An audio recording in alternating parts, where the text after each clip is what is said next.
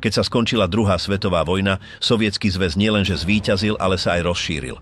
Jeho armáda bola v polovici Európy. Jeho kontrolný systém bol úplný a tí, ktorí viedli vojnu z Moskvy, mali všetku moc v rukách. Stalin zostával na vrchole, pevný, bez toho, aby niekomu poskytol priestor. Jeho najbližší muži boli tiež stále tam, ale opatrne, aby sa nepohli viac, než bolo nutné. Niektorí si mysleli, že môžu niečo reformovať, iní len chceli prežiť v aparáte, ktorý sami vybudovali. Prešli od víťazstva na boisku k snahe ovládať zničenú krajinu a polovicu Európy s rozkazmi, ktoré nikto nespochybňoval. Ale tento poriadok netrval rovnako pre všetkých. Niektorí skončili popravení, iní boli zatlačení do kúta, ďalší sa pokúsili prevziať kontrolu a boli aj takí, čo padli potichu. Čo sa stalo s tými sovietskými vedúcimi po skončení vojny? Kde skončili? Sovietsky zväz bol zničený, ale jeho armáda vládla v polovici kontinentu. Stalin sa s nikým nedelil o rozhodnutia. Z Moskvy vydával príkazy na všetko. Vnútornú obnovu, úplnú kontrolu nad novými okupovanými krajinami a viac moci pre aparát, ktorý sám riadil. Polozničené továrne, nefunkčné vlaky, neúrodné polia a zrúcané mestá nezastavovali tempo rozkazov. Prvou prioritou bolo sústrediť zdroje na tanky, zbrane, elektrinu a ťažký priemysel. Ostatné mohlo počkať. Na dedinách žili roľníci ako predtým, hladní a bez prostriedkov, ale to nebolo v plánoch naliehavých opatrení. On zostával na vrchole. Ten istý šéf, ten istý systém, zmenil niektoré názvy rozhodovacieho orgánu, pridal do skupiny viac ľudí, ale všetko sa točilo okolo neho. Kto nezapadol alebo prejavil pochybnosti, bol vyradený alebo skončil zatknutý. Univerzity opakovali rovnaké prejavy, historici písali len to, čo bolo povolené a akákoľvek odchýlka bola považovaná za zradu. Knihy, tlač, všetko hovorilo o štáte, o strane a predovšetkým o Stalinovi. Vo východnej Európe nové vlády nerozhodovali samostatne. Na začiatku vyzerali ako široké koalície, ale rýchlo sa zmenili na režimy okopírované podľa sovietskeho vzoru. Jediná strana, kontrola z Moskvy, miestna represia a nulová možnosť pochybovať. V jeho blízkom okruhu nebol určený nástupca, ani sa o tom nehovorilo. Molotov, Beria, Kaganovič a Malenkov plnili pridelené úlohy bez otvorených ambícií. Stalin málo dôveroval, stal sa ešte podozrievavejším. Spustil kampane proti lekárom, vytvoril prípady proti Židom a plánoval masové presuny obyvateľstva. Jeho obraz sa čoraz viac zväčšoval. V 70-ke bolo oslavy národnej, ale on takmer nevychádzal.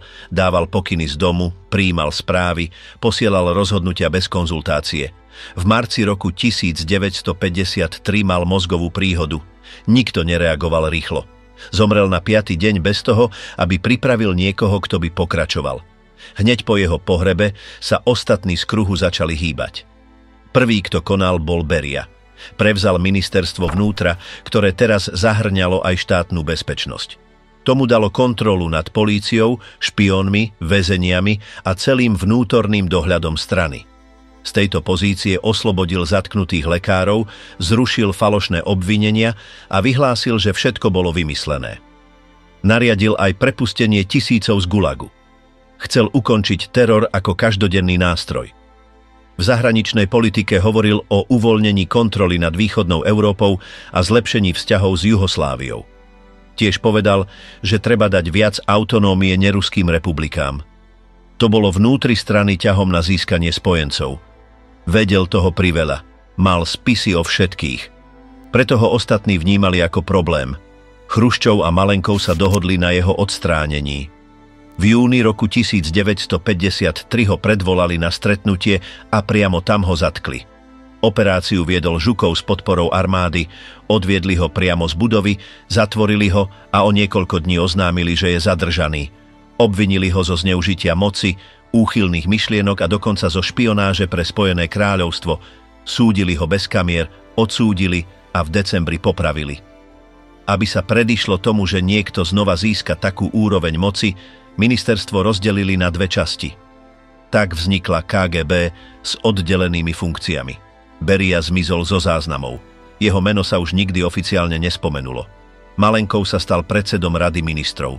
Začias Stalina sa zaoberal technickými otázkami, zúčastnil sa čistiek a hovoril v mene strany, keď sa vodca už neobjavoval. Teraz mal najvyšší post v štátnej správe. Bol tiež niekoľko mesiacov tajomníkom ústredného výboru, ale túto funkciu opustil, čo umožnilo Chruščovovi získať túto kontrolu zo strany. Malenkov sa pokúsil niektoré veci zmeniť. Predložil plány s menšími výdavkami na obranu, s viac zdrojmi pre vidiek, so znížením daní a výrobou užitočných tovarov pre obyvateľstvo. Ale nikto nebol na taký obrad pripravený. Väčšina zostávala zakotvená v starej logike. Chruščov sa medzitým zameral na projekt práce na neobrobených pôdach v Kazachstane. Tomu získalo podporu a posilnilo ho v rámci aparátu. V roku 1954 začala Malenkovova pozícia klesať. O rok neskôr ho donútili odísť. Bulganin, ktorý bol na strane Chruščova, zaujal jeho miesto. Malenkov zostal ako dekoratívna postava, bez schopnosti konať. V roku 1957 sa pokúsil vrátiť do hry. Spolu s Molotovom a Kaganovičom chceli odstrániť Chruščova. Zlyhali. Ústredný výbor Chruščova obhájil a všetkých troch vylúčil. Malenkova poslali do elektrárne v Kazachstane. Nikdy sa už nedostal na významnú pozíciu. Jeho pobyt pri moci bol krátky, s odlišnými nápadmi, ale bez štruktúry na ich uskutočnenie. Molotov naopak bol prítomný od začiatku. Podpísal pakt s Nemeckom, počas vojny bol ministrom zahraničia a po nej pokračoval v politike. Na začiatku povojnovej éry mal vplyv, rokoval v Európe a udával smer. Postupne však zostal izolovaný. Odmietal reformy, bránil systém, ktorý Stalin vybudoval a nezapadal do nových plánov. Na straníckom kongrese v roku 1956 Chruščov odsúdil Stalinové zneužitia. Molotov sa to pokúsil zastaviť. Navrhol, aby prejav bol o Stalinovi ako dedičovi Lenina, ale nedostal podporu. Potom sa pripojil k Malenkovovi a Kaganovičovi v snahe zosadiť Chruščova. Ani to sa mu nepodarilo. Vylúčili ho z prezídia, dali mu symbolickú funkciu v Mongolsku a vyradili ho z rozhodovania. Už nikdy nepodpísal nič významné. Nepísal, neposkytoval rozhovory, nezverejnil ani riadok. Zomrel v roku 1986 v Moskve bez oficiálnej rehabilitácie. Skončil život ako tieň, pod dohľadom, odstrčený, ale nikdy nevyčistený. Odkedy bol Beria odstránený, tí, čo zostali v okruhu, sa začali pohybovať opatrnejšie. Malenkov zostal istý čas na čele vlády, ale ten, kto získaval pôdu pod nohami, bol Chruščov, ktorý mal zázemie v strane a nevykazoval známky zastavenia. Využil, že nikto nechcel ďalšieho takého silného vodcu, ako bol Stalin, a začal si vytvárať spojenectvá. Najprv prevzal kontrolu nad regionálnymi kádrami. Potom zorganizoval kampaň na obrobenie panenských pôd v Strednej Ázii, čo mu prinieslo podporu v nižších štruktúrach. Jeho postava začala odtiaľ rásť, bez priamych stretov, ale rozhodne. V roku 1956 využil stranícky kongres na hlavný úder.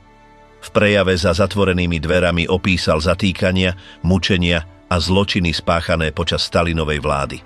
Nemenoval spolupáchateľov, ale jasne dal najavo, že cesta sa musí zmeniť. Nikto nič také nečakal. Na chodbách kongresu mnohí funkcionári nevedeli, ako reagovať. V krajine sa aparát snažil zachovať ticho, ale správa sa dostala von. Vonku, vo východnej Európe sa začali objavovať protestné hnutia. V Poľsku sa vedúci predstavitelia dohodli na úpravách bez prerušenia s Moskvou. V Maďarsku došlo k úplnému povstaniu. Vznikla nová vláda, oznámili odchod z Varšavskej zmluvy a sovietske tanky vstúpili silou. Operácia si vyžiadala tisíce mŕtvych. Potom bol odkaz jasný. O chybách sa môže hovoriť, ale systém sa rozmontovať nedá. Chruščov sa moci po tejto kríze nevzdal. Naopak upevnil svoju pozíciu. Začal reorganizovať ministerstva, rozdelil oblasti podľa hospodárskych regiónov, odobral právomoci Moskve a zveril funkcie novým miestnym radám. Myšlienkou bolo znížiť byrokraciu, ale vyvolalo to zmätok. Mnohí nevedeli, komu sú zodpovední. Niektorí úradníci boli presunutí bez toho, aby chápali dôvody. Zároveň sa podporilo zakladanie sovchózov štátnych fariem, ktoré sústreďovali zdroje. Kolchozy pokračovali vo fungovaní, ale boli čoraz viac kontrolované zhora. Taktiež sa povolilo, aby roľnícke rodiny mali malý súkromný pozemok, čo mierne zlepšilo produkciu, ale nevyriešilo všeobecný problém zásobovania.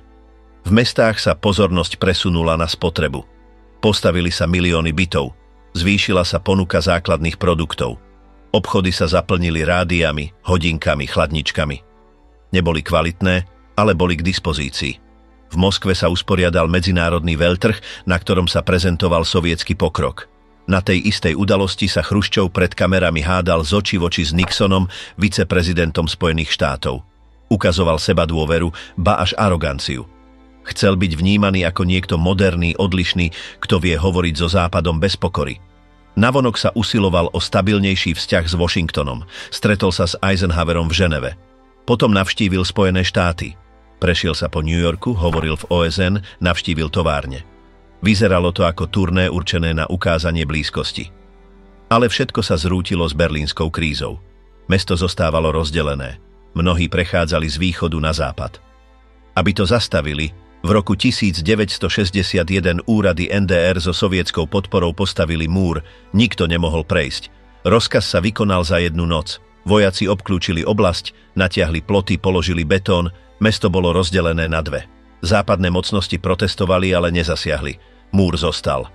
V tom istom roku Chruščov oznámil, že komunizmus sa dosiahne za 20 rokov. Predložil ambiciózne plány. Sľuboval prekonať kapitalizmus. Hovoril o rekordných úrodách, technologickom pokroku, hromadnej výstavbe bývania. Ideologicky posilnil svoju postavu. Jeho tvár sa objavovala vo všetkých médiách. Stalinovo telo bolo odstránené z mauzólea. Obraz starého vodcu bol vymazaný. Knihy, pomníky, názvy ulic sa menili. Cieľom bolo pozerať sa dopredu, nie späť. Ale Chruščovovo riadenie začalo vykazovať trhliny. V hospodárstve boli plány protichodné. Na jednej strane sa uprednostňoval ťažký priemysel, na druhej strane sa požadovalo viac dôrazu na spotrebu. Administratívne reformy nefungovali dobre. Mnohí miestni funkcionári hromadili funkcie bez toho, aby vedeli, čo s nimi. V poľnohospodárstve panenské pôdy začali prinášať menšie výnosy. Pôda sa vyčerpávala, potrebovali sa ďalšie vstupy, viac dopravy, viac strojov. Systém to nezvládal. V zahraničnej politike vrchol napätia prišiel v roku 1962. Kuba sa pridala k Moskve a súhlasila s inštaláciou jadrových rakiet na svojom území. Americké satelity odhalili rozostavané základne. Kennedy požadoval ich odstránenie. Zaviedla sa námorná blokáda. Niekoľko dní boli obe krajiny na pokraji priameho konfliktu. Nakoniec Chruščov nariadil stiahnutie rakiet. Nekonzultoval to s prezídiom. V strane nič nevysvetlil. Rozhodol sa sám. Hoci predišiel vojne, mnohí v najvyšších kruhoch to považovali za chybu. Mysleli si, že ustúpil príliš rýchlo. Jeho vnútorná autorita sa oslabila. Potom začala jeho pozícia klesať. Pokúsil sa udržať kontrolu ďalšími reformami. Navrhol oddelenie vedenia strany na poľnohospodársku a priemyselnú zložku. Zmenil štruktúru regionálnych výborov. Zvýšil tlak na republiky, aby splnili ciele. Ale odpor rástol. Niektorí hovorili, že zasahuje do všetkého bez znalosti vecí. Iní ho obviňovali z improvizácie. Vnútorná disciplína sa rozpadla. V roku 1964 skupina funkcionárov zorganizovala jeho odchod. Medzi nimi boli Brežnev, Kosygin a Podgorný. Využili jeho neprítomnosť počas dovolenky.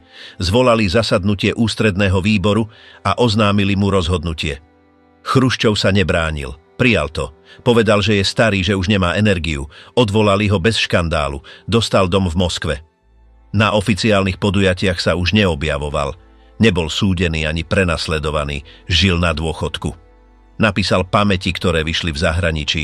Zomrel v roku 1971. S ním sa skončila fáza dobrovoľníckeho zmenárstva. Nahradil ho Brežnev, niekto, kto poznal aparát a nemal v úmysle veľa meniť. Brežnev nastúpil s cieľom stabilizovať všetko. Nechcel prekvapenia ani konflikty. Od prvého dňa dal jasne najavo, že jeho prioritou je poriadok. Zjednotil štruktúry, ktoré Chruščov rozdelil, obnovil klasické ministerstvá, zvrátil regionálne zmeny. Tam, kde boli predtým roztrúsené rady, opäť umiestnil centrálne úrady. Prioritou bolo, aby každá časť štátu poznala svoju funkciu, aby sa nič neodchýlilo od scenára. Obklopil sa ľuďmi, ktorých poznal dlhé roky, najmä skupinou, ktorá prišla s ním z Dnepropetrovska. Boli to verní kádre, bez viditeľných osobných ambícií, lojálni voči systému, ktorý už poznali. Hospodárstvo si zachovalo rovnakú schému plánovania. V roku 1965 bola povolená obmedzená reforma na reorganizáciu stimulov, ale zostala na povrchu. Ciele naďalej prichádzali z Moskvy, rovnako aj zdroje. Niektorým podnikom sa dovolilo ponechať si časť zisku, ale väčšina zostala viazaná na stanovené kvóty. Počas prvých rokov rástla priemyselná výroba aj poľnohospodárstvo. To poslúžilo na ukázanie výsledkov. Stavali sa byty, zvyšovali platy, rozširovali služby. Ľudia mali prístup k televízorom, chladničkám, autám, hoci s dlhými čakacími listinami. Základné potreby boli pokryté, ale skutočné zlepšenie efektivity nenastalo. Po 70. rokoch sa všetko spomaľovalo. Produktivita klesala každý rok, aparát sa nekontrolovane rozrastal, rozhodnutia sa prijímali zo zvyku. Technologické inovácie prichádzali neskoro alebo boli zle kopírované. Továrne používali staré stroje, doprava bola neefektívna a poľnohospodárstvo potrebovalo obrovské dotácie na prežitie. Napriek tomu krajina naďalej dovážala obilie, najmä zo Spojených štátov. Ceny ropy a plynu stúpli, čo zachránilo ekonomiku pred okamžitým kolapsom. Vďaka prílivu devíz sa systém podarilo udržať ešte 10 ročie bez väčších zmien. Zahraničná politika sa sústredila na ukazovanie sily. Boli podpísané dohody s Nixonom a Carterom na obmedzenie jadrového zbrojenia. Brežnev cestoval do Washingtonu, prijímal západných prezidentov v Moskve, prednášal zmierlivé prejavy. Zároveň však podporovali gerily, komunistické strany, spojenecké režimy v Ázii, Afrike a Latinskej Amerike. Oficiálna línia bola udržiavať vplyv na všetkých možných frontoch. V roku 1979 bolo rozhodnuté o intervencii v Afganistane. Miestna komunistická vláda žiadala pomoc. Moskva vyslala jednotky. Vstup bol rýchly. Obsadili Kábul, dosadili nového lídra, zabezpečili kľúčové budovy. Potom nasledovala dlhá vojna, každodenné strety a tisíce obetí. ZSSR uviazol v konflikte bez konca, s mŕtvými vojakmi a bez jasného východiska. Vo vnútri bola povolená určitá kultúrna otvorenosť, ale vždy s presne vymedzenými hranicami. Mohli sa vydávať knihy, ktoré boli predtým zakázané, pokiaľ nespochybňovali systém. Autori ako Solženicin boli sledovaní, cenzurovaní alebo priamo vyhostení. Sacharov bol odstránený z verejného života. Objavil sa samizdat, neformálna sieť kopírovania zakázaných textov. Kolovali v tajnosti, dohľad zostával aktívny, hoci selektívnejší. KGB sledovala všetko. Ak sa niekto vyčnieval s nepríjemnými myšlienkami, dostal varovanie alebo skončil izolovaný. Masové procesy ako v 30. rokoch už neboli, ale kontrola zostávala pevná. S časom sa vláda zaplňala staršími ľuďmi. Priemerný vek politbíra presahoval 70 rokov, obmena bola minimálna. Rozhodovalo sa v úzkom kruhu, kde prioritou bolo vyhnúť sa prudkým pohybom. Nikto nenavrhoval reformy, nikto nevolal po zmenách. Všetko zostávalo rovnaké. Hlavným heslom bolo vyhnúť sa chybám, nie inovovať. Mnoho funkcionárov sa dostalo na pozície vďaka lojalite, nie schopnostiam. Toleroval sa nepotizmus, umožnilo sa, aby rodiny vedúcich predstaviteľov hromadili výhody. Korupcia rástla, ale nehovorilo sa o nej. Bola súčasťou systému. Brežnev zhromažďoval pocty, medaily, tituly. Pri každom výročí dostával vyznamenania.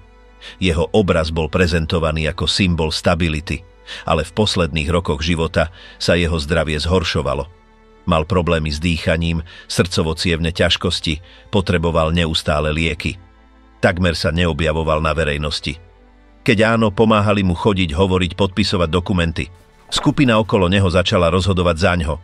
Ustinov v obrane, Gromyko v zahraničí, Andropov v KGB, Černenko v straníckej sekretariáte.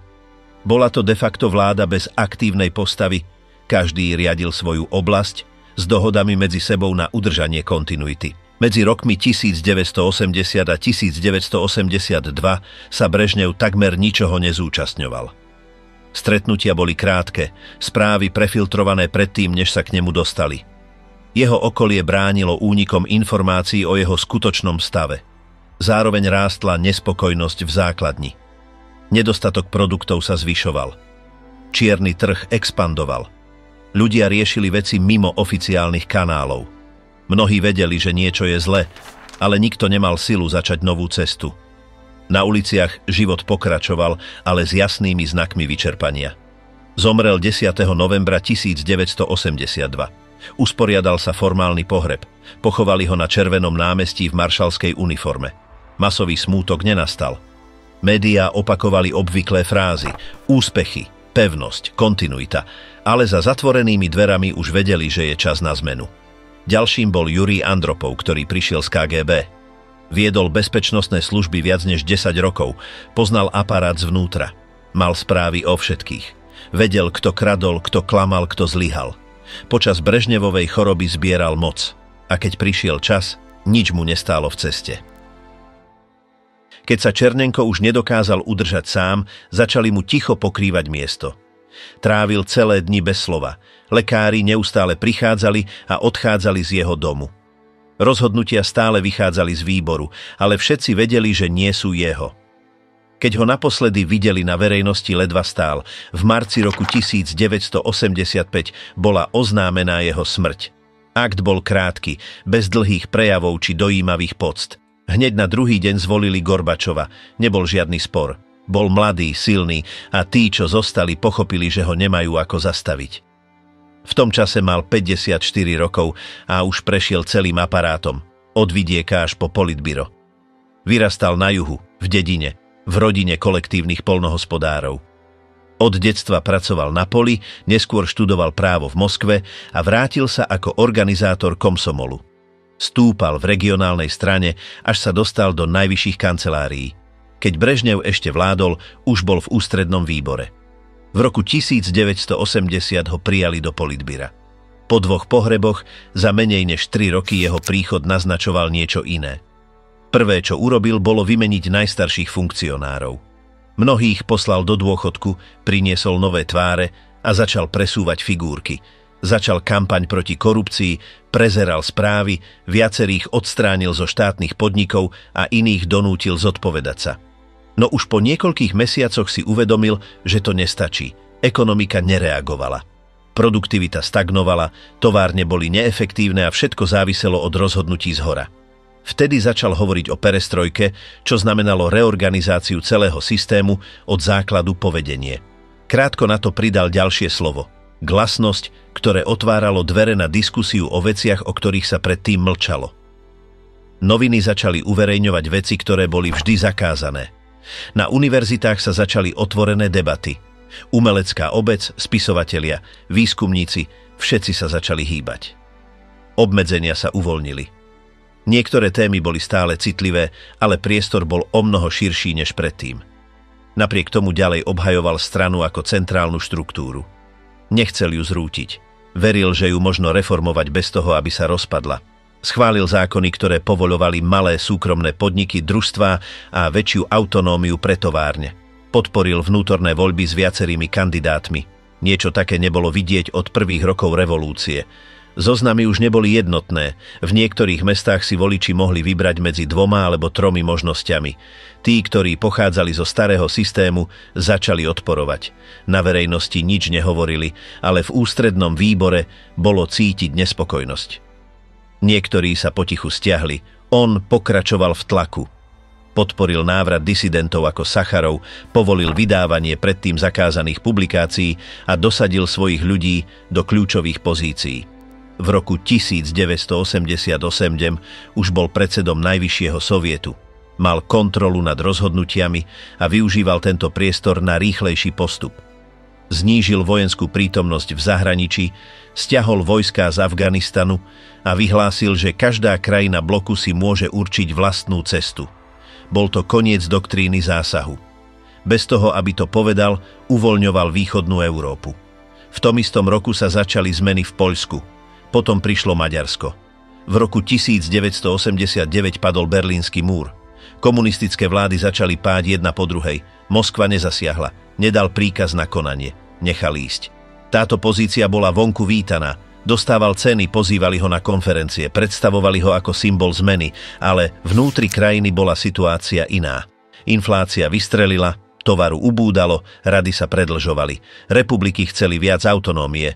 Niektoré už hovorili o nezávislosti. V Litve urobili formálne vyhlásenie. Inde rástli protesty. Pokúsil sa zachovať zväz novou federálnou zmluvou, ale podpora sa čoraz viac vytrácala. Medzitým získal priestor Boris Jelcin.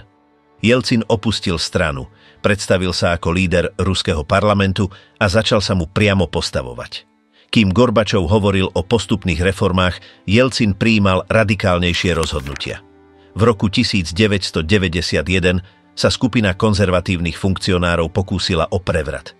Izolovali Gorbačova v jeho rezidencii, prerušili komunikáciu a vyslali tanky do ulic. Jelcin vyliezol na tank pred parlamentom a prevzal kontrolu. Pokus zlyhal v priebehu niekoľkých dní. Potom bola strana pozastavená. Republiky sa začali oddeľovať. V decembri roku 1990 jeden Gorbačov odstúpil. Dňa 25. odovzdal svoju kanceláriu. Na ďalší deň Sovietsky zväz prestal existovať. Už neboli červené zástavy, ani ústredné výbory, ani soviety. Zostala Ruská federácia pod vedením Jelcina. V bývalých republikách sa niektorí starí lídri prispôsobili. Iní zmizli z mapy. Niektorí založili nové strany. Iní sa pustili do podnikania. V niektorých krajinách boli voľby. Inde si tí istí ľudia zmenili uniformy. Medzitým Gorbačov zostal bez funkcie, bez strany a bez vplyvu. Žil vo svojom byte, málo vychádzal a začal písať. Vydával knihy, poskytoval rozhovory, cestoval do zahraničia. V Rusku ho kritizovali. Hovorili, že zničil krajinu. V zahraničí ho oslavovali. Aparát, ktorý sa pokúsil reformovať, už neexistoval. Tajné dokumenty sa začali zverejňovať. Objavili sa archívy, nahrávky, zoznamy sledovania. Zistilo sa, ako fungovali rozhodnutia. Kto čo schválil, kto čo podpísal, kto koho nechal zmiznúť. V mestách boli sochy odstránené. Niektoré ulice zmenili názvy. Inde zostali nezmenené. História sa stávala nepríjemnou. V Moskve sa minulosť zmenila na trh. Knihy, filmy, výstavy. Všetko bolo tovar. Nikto nepýtal účty. Neboli súdy ani komisie, len neorganizovaná revízia bez viníkov. Niektorí bývalí lídri zomreli bez slova. Iní dali krátke rozhovory. Nikto sa neospravedlnil. Tí, čo boli na čele, už nemohli odpovedať. Generácia moci zanikla potichu. Vo východnej Európe bol proces iný. V niektorých krajinách prišli rozsudky, odobrali dôchodky, zmenili učebnice. V pobaltských krajinách boli prijaté zákony o pamäti. V Rusku nie. Chaos 90. rokov na to nenechal čas. Ľudia mali iné priority. Ekonomika sa rútila, služby sa zrútili, vypukli vnútorné vojny. Nikto sa nevenoval minulosti. Mená bývalých vodcov zostali ako rozmazané odkazy v učebniciach bez dôrazu. Už nevládli, už nezáležalo.